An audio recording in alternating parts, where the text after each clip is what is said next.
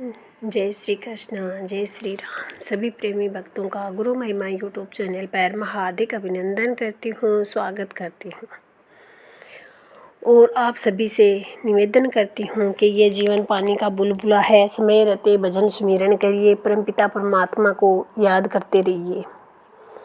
Ahmedabad plane crash त्रासदी हो या भूकंप हो या कहीं और कोई अन्य एक्सीडेंट हो, हम अपने जीवन में निरंतर देख रहे हैं कि हम घर से कुछ सपने देखकर निकलते हैं और हमें पता ही नहीं चलता कि कब क्या हो जाता है। हमारा हृदय परमात्मा का सबसे बड़ा मंदिर है, क्योंकि इसी मंदिर में सब मंदिरों का निर्माण किया है। यदि हृदय न होता तो मानव भी न होता, और मानव न होता तो पत्थर के बने हुए मंदिर भी नहीं होते। अतः सबसे सुंदर मंदिर हृदय है। इसी हृदय के अंदर हमें अपने परमात्मा की आराधना करनी है। और परमपिता परमात्मा ने हमें यह सुंदर मानव शरीर दिया है, कर्म करने के लायक बनाया है। आज हम उन्हीं को भूल गए हैं।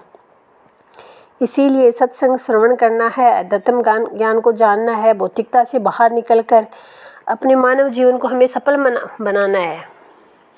हमारे ऋषि मुनियों ने हृदय को परमात्मा का सबसे बड़ा मंदिर बताया था और पार ब्रह्मा परमेश्वर की शक्ति का जलवा जिसने देखा उसने तरह तरह से ग्रंथों में अपनी भावनाओं को व्यक्त किया है, जैसे हम नहीं समझ पाते।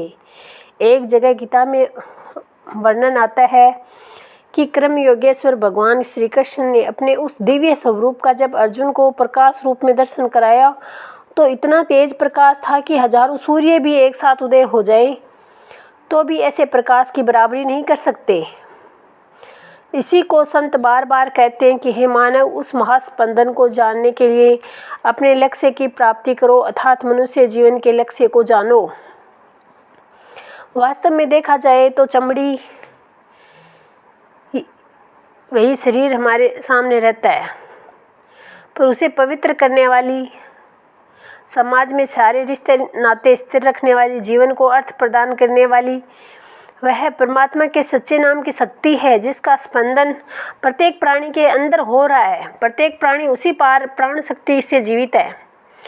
संसार के सारे स्पंदन उसी महास्पंदन के आधार पर हो रहे हैं। आप अनुभव नहीं करते कि जब तक हमारे अंदर प्राण है, हमारे अंदर परमात्मा का निवास है, तभी तक हम जीवित रहते हैं।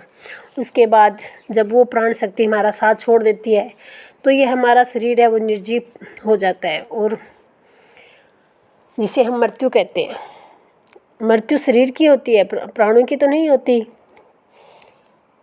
लेकिन उस प्राण शक्ति को हमें जानना है जो सारे संसार को चला रही है, जो सारे संसार के प्राणों का आधार है, जो सभी सृष्टि की जननी है। और इस नाम को हम, इस प्राण शक्ति को हम आत्मज्ञान कहते हैं, प्राण वायु कहते हैं, प्राण शक्ति कहते हैं, डिवाइन लाइट कहते हैं, नूर कहते हैं, पता नहीं क्या क्या नाम है इसके, जितने चाहो आप इसको दो। लेकिन इस शरीर का जो उद्देश्य है वो यही है कि हमें अपने जीवन में समय रहते उस परमपिता को जानना है, क्योंकि उस सत्य नाम को जानने वगैरह हमारे जीवन का कल्याण नहीं होने वाला है। नाना पंथ जगत में और सारे अलग अलग रास्तों पर हमें चला रहे हैं, लेकिन उन सब को सार जो तत्व है वो हमें ग्रहण करना है। और ये कैसे होगा? ये होगा हमें जब सद्गुरु की शरण में आएंगे, जो समय के महातत्वदर्शी हैं, जो हमें समय का सद्गुरु हैं, जो उस ज्ञान को हमें दे सके। गुरु को कीजिए दंडवत कोटि कोटि प्रणाम, कटी न जाने भ्रम को गुरु कर ले आप समान। अर्थात हमें अपने सद्गुरु को बार बार कोटि कोटि प्रणाम करना है, दंडवत प्रणाम करना है। आपने भृंगी कीड़ा देखा है ना, भ्रमर को, वो कैसे कीट पतंगों को पकड़ के लाता है और अपने उस मिट्टी के घर के अंदर दबा देता है। मैं खुद रोज़ देखती हूँ, मेरे घर के अंदर दीवारों पर इतने जाने कितनी वो लंबी लंबी लट्टों को लाता है। कहाँ से लाता है उसका कोई मतलब नहीं होता, लेकिन कुछ समय बाद वो निरंतर गुंजायमान ध्वनि वहाँ पे गुंजाता रहता है और कुछ समय बाद उससे भ्रमर निकलता है। तो हमें भी ऐसे ही सद्गुरु की शरण में आना है, जो उस भृंगी के समान हमें भी अपने समान कर ले। हमें अंधे कुएं में नहीं पड़ना है। हमें उस सत्य नाम को जानना है जिससे हमारा जीवन का कल्याण हो। हमारा जीवन क्षण भंगुर है, इसका कोई भरोसा नहीं, हम कब हमारे साथ क्या हो जाए। हनुमान जी से जब विभीषण जी मिलते हैं तो वो कहते हैं, अब मोहि भा भरोसा हनुमंता, बिनु हरि कृपा मिले ही नहीं संता। कि मुझे अब अपने आप बहुत भरोसा आ गया है कि बगैर प्रभु की दया के, उनकी कृपा से संत नहीं मिलते, और जब संत मिल जाते हैं तो प्रभु की कृपाएं अपने आप ही बरसने लग जाती है। तो यही दृढ़ विश्वास हमें अपने जीवन में धारण करना है। संत विशुद्धि मिले ही पुनीते ही, राम सुकृपा विलोक ही जई। संसार के कुछ लोग राम कृष्ण विष्णु महादेव जी को भगवान मानते हैं, उनकी मूर्ति बनाकर हम पूजा करते हैं, नित्य प्रातः काल उनका दर्शन करने से हमें अपने जीवन को समान समझते हैं। लेकिन उसके साथ साथ, नित्य कर्म के साथ साथ, हमें उस नाम का सुमिरन भी करना है जो हमें अपने जीवन में को पार लगा सके।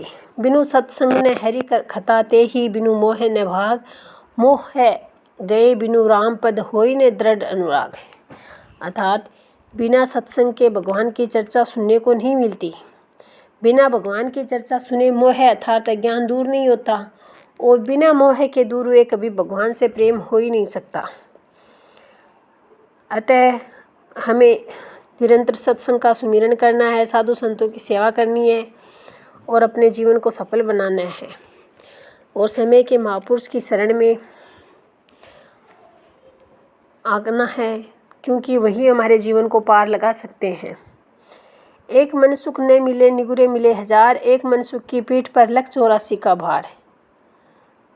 बहुत ही सुंदर है, क्योंकि नुगरे मनुष्य को तो सत्संग सुनाकर उपदेश देकर सुगरा बनाया जा सकता है, मन सुख तो सीधा 84 में ही जाता है। कबीरदास जी कहते हैं कि तीसरे वे लोग होते हैं जो सुगुरु होने पर भी गुरु की आज्ञा का पालन करते हैं, जिन्हें गुरुमुखी कहा जाता है। और ये शिष्य को यदि गुरु महाराज जी के वचनों पर पूरा विश्वास हो जाए तो